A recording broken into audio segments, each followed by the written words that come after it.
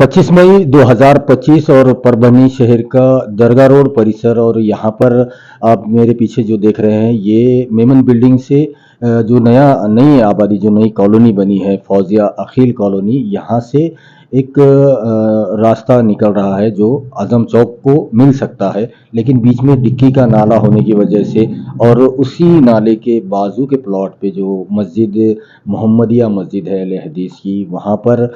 लोगों को काफ़ी परेशानी हो रही थी कि उस साइड के लोगों को मस्जिद में आने के लिए ये जो सीढ़ी आप देख रहे हैं, सीढ़ी से चढ़कर इधर से उतर कर मस्जिद में जाना पड़ा था और नमाजियों को काफ़ी परेशानी हो रही थी। और इसी परेशानी को देखते हुए परभनी शहर की मशहूर मारूफ शख्सियत जो कि किसी तारुफ की मोहताज नहीं है, मैं बात कर रहा हूँ सैयद अकबर अली साहब की, जिन्होंने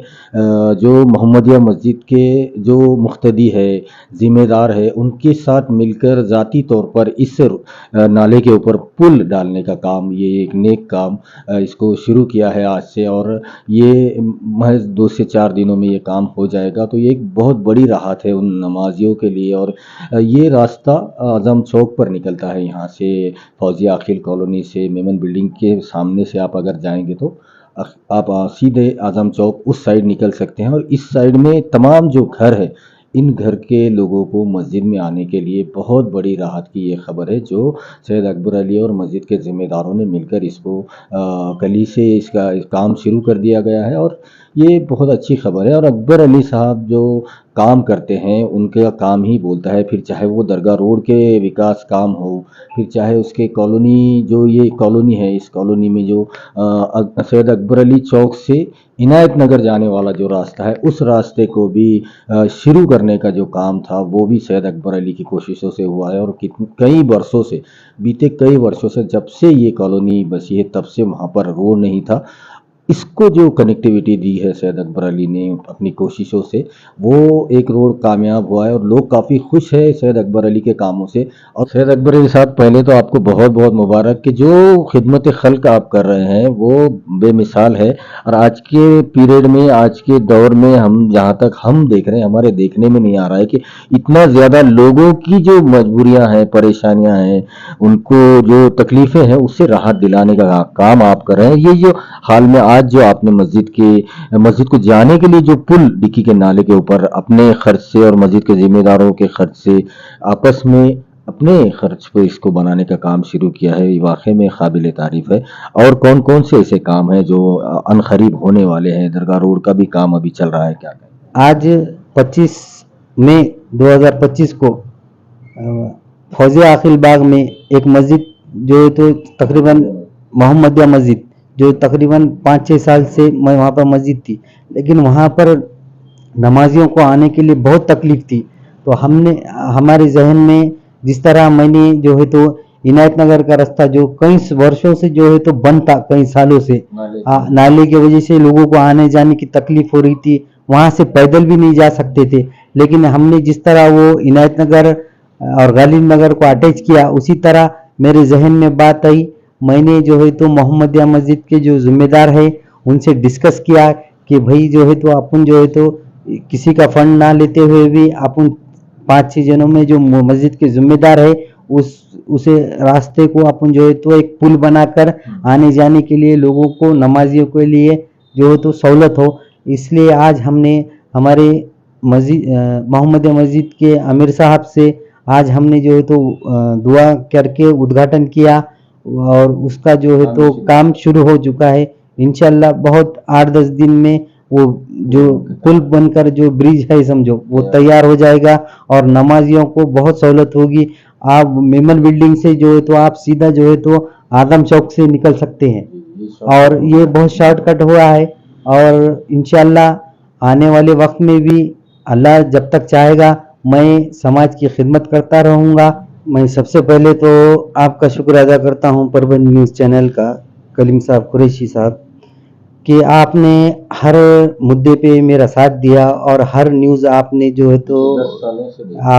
तो मेरे को 10 सालों से सपोर्ट किया। आपका भी मैं तहे दिल से शुक्रिया अदा करता हूँ। आप लोगों के मीडिया की वजह से आज मैं इस मुकाम तक पहुँचा हूँ कि मेरे में जो हिम्मत ताकत आई कि मैं आज महाराष्ट्र के उप मुख्यमंत्री अजित दादा पवार साहब को एक निवेदन दे सकता हूँ। ये ताकत जो है तो मुझे आप मीडिया की, परभनी की जो मीडिया है और जनता और मीडिया का जो मुझे सपोर्ट मिला, अल्हम्दुलिल्लाह इसमें हर वक्त मुझे जीत मिली है। सबसे पहला मेरा काम परभनी जब से मैं स्टार्ट किया 10 साल से, परभनी शहर के दरगाह रोड का जो इलाका था, इतना ही पसमानदा इलाका है और अल्पसंख्यक वार्ड होने की वजह से पर्यटन स्थल में निधि भी आती है और अल्पसंख्यक विभाग की जो निधि आती है इस पर जो है तो दूसरी तरफ चली जाती है और ये चीज़ें बोलने वाला नहीं, कोई नहीं। इस वजह से मेरे एक जहन में बात आई कि भाई मफाद नहीं, खिदमत मेरा मकसद है। इस ताल्लुक से मैं जो है तो एक स्टार्ट में नगर पालिका को निवेदन दिया दरगाह रोड की, भाई मसला ऐसा है कि दरगाह रोड पे खड्डे बहुत हो गए। 2-3 बार मैंने खुद के खर्चे पे जो है तो दरगाह बहुत खड्डे थे। आपने लाइव कवरेज किया है, आपको भी आपके चैनल के माध्यम में वो रिकॉर्ड बन चुका है।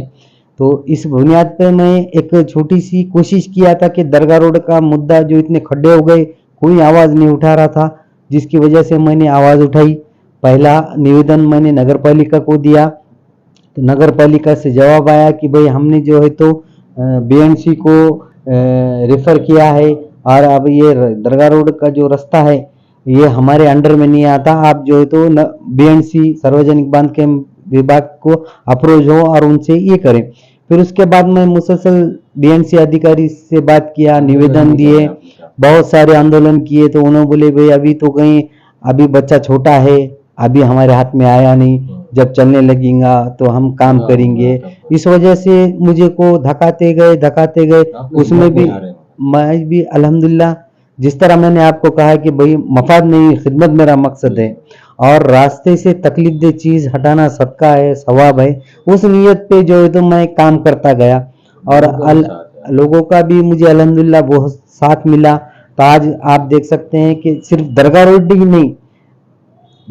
नहीं, मैंने जब आत्मदान का दिया था तो वो आत्मदान से वो फाइल ऊपर गई, उसके बाद जो है तो ये काम चालू हुआ। इसके बाद परभनी शहर में जो है तो दरगाह रोड का काम, जेल रोड का काम, वांगी रोड और गंगाखेड़ रोड, ये अभी इसके साथ ही जो नगर पालिका ने बीएनसी को हैंड ओवर किए थे, उसी के साथ ये चारों रास्ते अल्हम्दुलिल्लाह हो गए। ऐसा नहीं कि परभनी में सिर्फ अपन जो है तो एक वार्ड से खड़े रहकर जो है तो उतने बारे में सोचना नहीं, अगर अपने से खिदमत होती है तो इंशाल्लाह पूरे परभनी शहर के रास्ते, इसमें प्रशासन का भी, हमारे इससे पहले कोतवाली साहब के लिए भी काफी बड़े अभी तो अल्हम्दुलिल्लाह इसमें हमको जीत मिली। उसके बाद 2 फरवरी को जब उर्स था 2025 का, तो कलेक्टर साहब, ये धैर्यशील यादव साहब, फौजिया मैडम जब इसमें आए थे उर्स में नुमाइश के लिए, जो उनका जो था उद्घाटन था,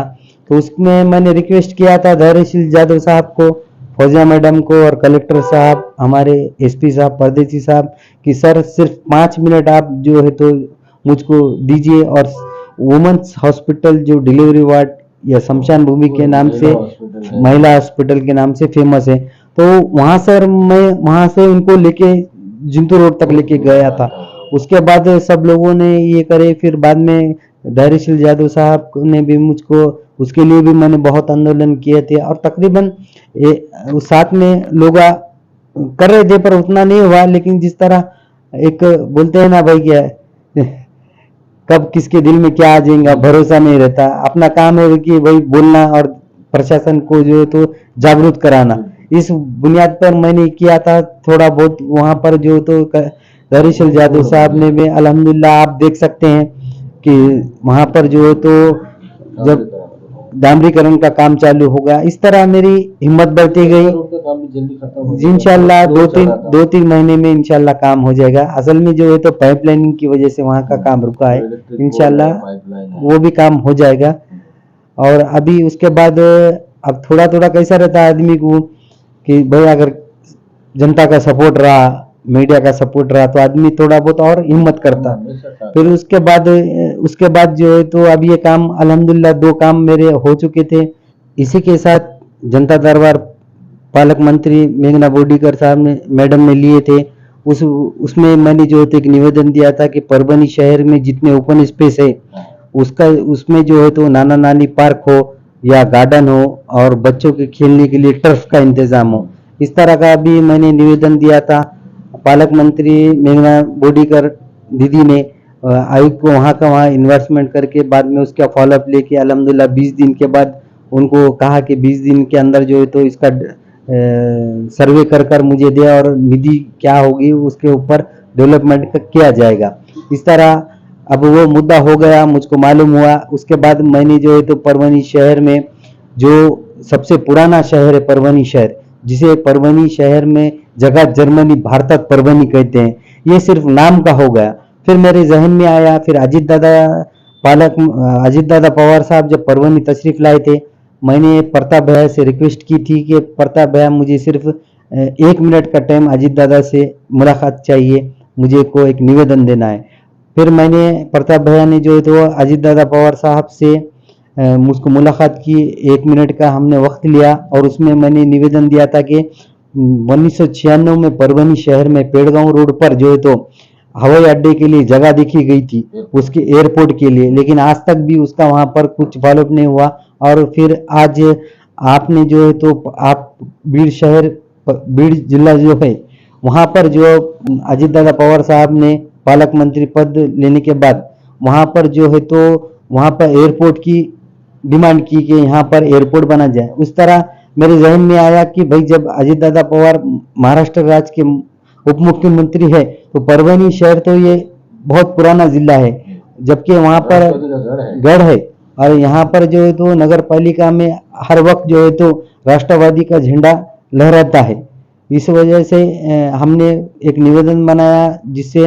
आड़वा बैठक कलेक्टर ऑफिस में माननीय अजीत दादा पवार साहब ने आड़वा बैठक ली। उसमें एयरपोर्ट की जो है तो कलेक्टर साहब को आदेश दिया कि 100 दिन के अंदर जो है तो धाव पट्टी देखें और एयरपोर्ट की जगह का वहां पर जो है तो नियोजन किया जाएगा। अभी नेक्स्ट टाइम उसमें 100 दिन के बाद जो है तो हमारे मुख्यमंत्री अजीत दादा पवार साहब उसके ऊपर फॉलोअप लेंगे, उसका जो है तो फिर इंशाल्लाह एयरपोर्ट का भी काम यहाँ पर हो जाएगा। खुदा हाफिज।